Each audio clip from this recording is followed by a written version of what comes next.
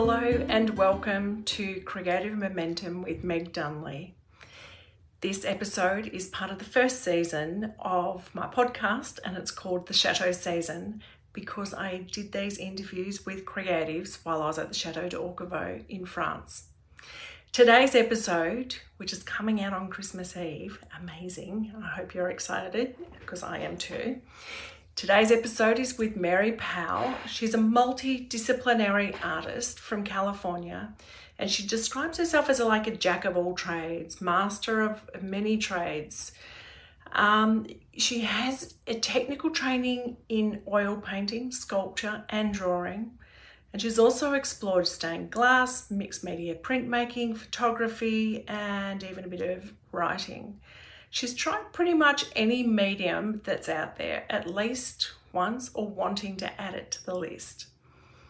During our conversation, she shares her spontaneous creative process, one that doesn't follow the same pattern every time, where she starts with both enthusiasm and a messy approach, laying everything out and seeing what emerges. I love this approach. Mary explains how she gets inspiration from different places and projects, gravitating towards whatever interests her in the moment rather than focusing on a specific subject matter or material. I love her honest, playful approach to creativity because it reminds me that sometimes the best work comes from obsessing over something for a while and letting curiosity lead the way. I really hope you enjoy this episode. I loved talking with Mary and getting to know her at the Chateau d'Orquevaux. And you'll see in the show notes some beautiful pictures of her work while she was there. And if you are listening to this on Christmas Eve, I hope this conversation brings you some creative inspiration during this festive season. And I hope you are well. Enjoy. Hi, Mary. Hi. Let's start by just introducing yourself with your name and where you're from. My name's Mary Powell. I am from California. Excellent. And can you tell me what your creative discipline or disciplines are, like what you like to do creatively? I would consider myself multidisciplinary. I pretty much do anything and everything that I can get my hands on. Kind of a jack of all trades, master of as many trades as possible, Yeah. I think I have a technical training in oil painting and sculpture and drawing, and then I have tried stained glass, I've tried printmaking, I've done photography for a really long time. Pretty much any media that's out there, I've tried it at least once, or I want to. It's on the list. So Excellent. Can you tell me about your creative process? I feel like I don't have it's not the same every time. It's pretty much different almost every single time.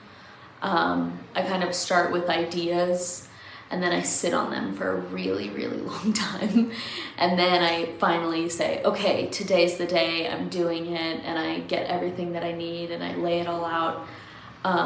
I would say I'm a very messy worker. I definitely spread out a lot. There's just stuff everywhere, but it all, I know where every single thing is. And so I know exactly what I need next, I think there's a lot, I get inspiration from a lot of different places, and so, every project kind of starts from a different spot. It'll be, pictures that I've found, it'll be something I'm interested more in the materials themselves than the subject matter. It really just depends. I'm very all over the place. Mm-hmm. Yeah. I'm interested because you have this kind of great group of different creative things that you do. How do you choose what you're going to play with? Honestly, I just get really obsessed with something for a while. So, it just, whatever I'm drawn to in the moment, I kind of gravitate towards that, whether that is the subject matter or the materials themselves. I'll just kind of get into that headspace, and it's the only thing I can think about. Do they inform each other? Not often. Yeah. I think sometimes there's some overlap, but really I think a lot of times they're completely separate projects from each other. But even then, you know, I think I'm the common denominator, and so there's some kind of like path you can kind of see between all of them, just because there is an element of me in all of them. Do you have a creative routine, or a routine for your creativity? I know that you are working when you're back home and not on residency. Like, how do you fit that in? It is tough to fit it in. I kind of have to schedule it out. My schedule is kind of crazy, and so I don't have specific times. And so I think like when I have to get in that headspace, I listen to music, and it'll be whatever I feel is the right tone for what I'm going for. So if I'm, working on something more like bold and whatever, I'll try to go for something high energy. If I'm working on something that's like more solemn, I'll kind of go lower energy. But it really just depends on but there's always music playing for me while I'm working. It's rare that I'm not having something playing. Excellent. If you were to meet someone who was just at the start of their kind of creative journey, just like dabbling into it, what piece of wisdom would you want to pass on to them? I think, you really have to remember to let yourself explore. I think, something that I like about trying all these new mediums is that it's all new. It's always a challenge. And I think, kind of keeping like, letting yourself learn and everything that means, fail and not be as good at it immediately as you want to be maybe, but still kind of, seeing what you can do, letting yourself be loose and open to, changes or, anything, because even, when you're really good at something and you've like worked really long at it and you don't let yourself explore, you can kind of box yourself in. And I think, as an artist, the most important thing to be is open and ready to kind of jump on whatever comes next. Excellent. If you, who or what inspires your creativity? I would say I'm really attracted to just old things, objects that kind of have something behind them, you can kind of really feel like the history through them. I'm really drawn to a lot of times furniture, old furniture. I like to kind of refurbish them and make them new again. And I love old photos and old letters and things people leave behind of themselves, but not intentionally, if that makes sense. Like things that were not meant for me, but I've found them, and that means that they are meant for me, even if the person never would have imagined that, I would have found them. It's still like I become part of their story and they become part of mine. I love that. I love that. Is there anything else that you would want to say to creatives who are looking to see how other creatives do their creative life?